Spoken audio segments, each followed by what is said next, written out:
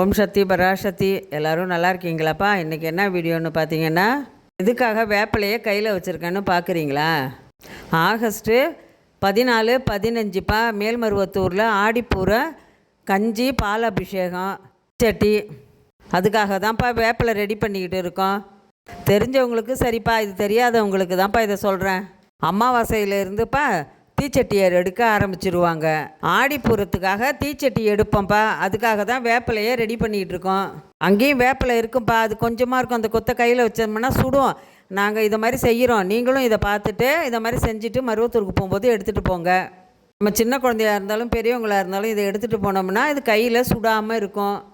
நாங்கள் வேப்பிலை தனியாக எடுத்து வச்சுருக்கோம்ப்பா. அது ஏன்னு பார்த்தீங்கன்னா, கஞ்சி கலையம் எடுத்துகிட்டு வரும்போது தலையில் வச்சுட்டு மேலே கஞ்சி கலையம் வச்சு எடுத்துகிட்டு வர்றதுக்கு. தீச்சட்டி எடுக்கிறதுப்பா அடுத்த வீடியோவில் பார்க்கலாம். ஓம் சக்தி. மறக்காமல் எல்லாம் சப்ஸ்கிரைப் பண்ணுங்கள்.